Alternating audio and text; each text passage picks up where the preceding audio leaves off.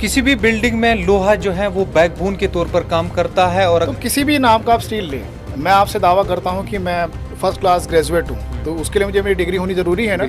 इसी हिसाब से कोई ब्रांड दावा करे कि मेरा 550 रेट का मटेरियल है, तो उसके साथ तो उसका टेस्ट रिपोर्ट आप जरूर दें। अगर घर में आप ख़राब स्टील लेंगे तो 1-2 साल में आपका घर नहीं गिरेगा, लेकिन जैसे ही हम 10-5 साल में जाएंगे, आपके दीवार में आपने क्रैक देखा होगा, लिंटर से लीकेज देखा होगा, तो घर एक अनसेफ हो जाता है। आप देखिए कि construction cost day by day बढ़ा रहा है। हमारा एक प्लांट अर्मेनिया में भी हम लगा रहे हैं जो 2024 में ऑपरेट कर लेंगे। तो आप सोचिए कि हम इराक और यूएई में अभी हम मटेरियल सप्लाई कर तरीके से आप जानते हैं जम्मू कश्मीर जो है वो सिस्मिक जोन 4 और 5 में आ रहा है और अर्थक्वेक्स का जो खतरा है वो बहुत ज़्यादा है।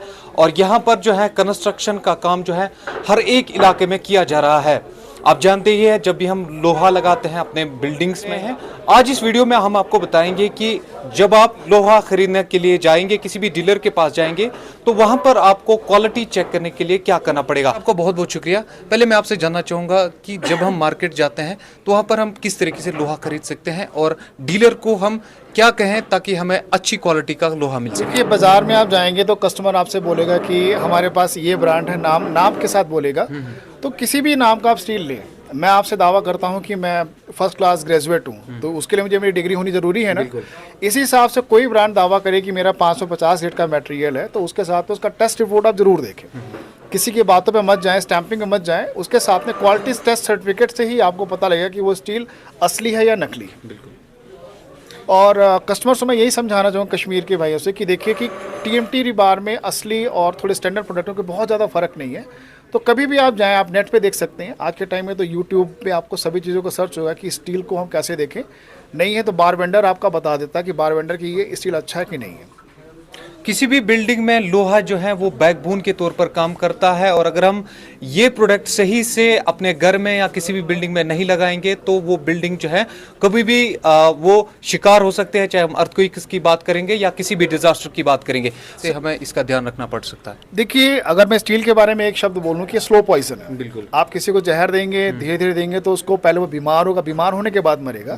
इसी तरीके से अगर घर में आप खराब स्टील लेंगे तो 1-2 साल में घर नहीं गिरेगा, लेकिन जैसे ही हम 10-5 साल में जाएंगे, आपके दीवार में आपने क्रैक देखा होगा, लिंटर से लीकेज देखा होगा, तो घर एक अनसेफ हो जाता है। आप देखिए कि construction cost day by day बढ़ रही है। आज मैंने सिर्फ 5 या 10 हज़ार के लिए किसी क्वालिटी से कॉम्प्रोमाइज़ किया, उसी चीज़ को मैं 20 साल बाद दोबारा रिपेयर करूँ, उसकी कॉस्ट कितनी ज़्यादा बढ़ जाएगी।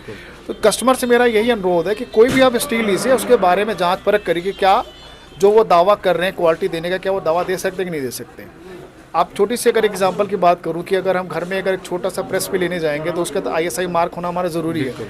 टीएमटी के रिबार में किसी ने बोला कि जिंदल ले आओ, आप देखिए कि जिंदल वो दावा कर रहा है कि क्या वो असली जिंदल है कि नकली जिंदल है या किसी और नाम में जा रहा है। तो उसके साथ में हर कस्टमर से अनुरोध यही है कि पहले कंपनी का प्रोफाइल चेक करें। कोई भी बड़ी कंपनी होगी, आपका नेट पर आपको सभी चीज़ें ईजिली अवेलेबल मिल जाएंगी। बाकी जो आप लोकल डीलर के साथ काम कर रहे हैं उनको भी पता है कि कौन सी चीज़ हल्की है, कौन सी चीज़ नहीं है, वो आपको बता सकते हैं। डबल टीएमटी की तरफ से यहाँ पर एक प्रोग्राम मुनक्किद किया जा रहा था, अवेयरनेस प्रोग्राम, जो इनके अपने डीलर्स हैं उनके लिए। तो हमने सोचा कि आप तक ये इन्फॉर्मेशन जो है वो पहुँचानी ज़रूरी है। सर, आपकी कोई अगर मैसेज है जो आप यहाँ के लोगों को देना चाहते हैं, जो व्यूअर्स को देना चाहते हैं? मैं व्यूअर्स को देना चाहता हूँ कि प्रबल टीएमटी जिसने एक बार इस्तेमाल किया, रिकॉल हुआ, चाहे मेरे साथ में अर्शिद साहब हैं, चाहे इरफान साहब हैं, चाहे आसिक साहब हैं, उन्होंने बोला कि जिसने एक बार इस्तेमाल किया उसने मांगा। कस्टमर यहाँ पे क्या है कि वो सिर्फ एक नाम के पीछे जाता है। जब तक कहते हैं कि अगर आप किसी चीज़ को नहीं इस्तेमाल करेंगे तो वो कैसे पता रहेगा। और एक मैं आपको और बता दूँ, प्रबल टीएमटी नॉर्थ इंडिया के साथ एक इंटरनेशनल ब्रांड भी बनने जा रहा है। हमारा एक प्लांट अर्मेनिया में भी हम लगा रहे हैं जो 2024 में ऑपरेट कर लेंगे। तो आप सोचिए कि हम इराक और यूएई में अभी हम मटेरियल सप्लाई करेंगे, तो हम एक ग्लोबल ब्रांड बनने जा रहे हैं। तो हमारी जिम्मेदारी ये है कि कस्टमर को हम एक क्वालिटी प्रोडक्ट दें। क्योंकि आपने एक टेस्ट रिपोर्ट की बात की कि जब हम किसी डीलर के पास लोहा खरीदने के लिए जाएंगे तो वहाँ पर हमें उसको टेस्ट रिपोर्ट मांगना है। वो टेस्ट रिपोर्ट क्या है? यहाँ पर उसके बारे में कोई कंसेप्ट नहीं है। टेस्ट रिपोर्ट क्या होता है कि बीआईएस ने जो हमें लाइसेंस दिया हुआ, जो भी हम प्रोडक्शन करते हैं उसका एक लॉगिन बुक होती है कि सपोज करिए कि अगर मैंने एक दिन में 300 टन माल बनाया तो वो 300 टन माल में हमने कितने सैंपल लिए, वो सारे सैंपल का रिकॉर्ड हमें अपने लॉग बुक में देखना पड़ता है, तभी जाके हमारा लाइसेंस रिन्यूअल में जाता है। तो जो भी बड़ी कंपनी होगी ये फॉर्मेलिटीज़ को निभाएगी। जो भी छोटी कंपनीज होती है, सपोज करिए मेरा एक लॉट फेल हो गया तो मैंने उसका अपना लॉग बुक में एंट्री नहीं करी, मैंने बाजार में वो स्टील सप्लाई कर दिया और मैंने उसका टेस्ट रिपोर्ट इशू नहीं किया।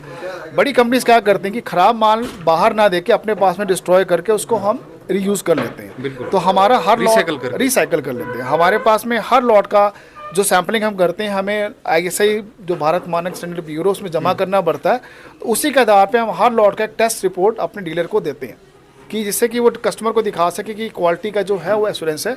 अगर देखिए आपका टेस्ट रिपोर्ट है, बिल भी आपके पास में, अगर आपके स्टील में कोई भी कमी आएगी तो उस मैन्युफैक्चरर को आप अदालत में जा सकते हैं, उसके ऊपर केस कर सकते हैं, तो आपको अगर नुकसान होगा तो उसको मुआवजा कंपनी को देना पड़ेगा। तो इस तरीके से हम नुकसान से भी बच सकते हैं और क्वालिटी पे भी कॉम्प्रोमाइज़ नहीं होगा। चलिए जी, बहुत बहुत शुक्रिया। ये थे एक अहम जानकारी जो हमने आप तक पहुंचाने की कोशिश की।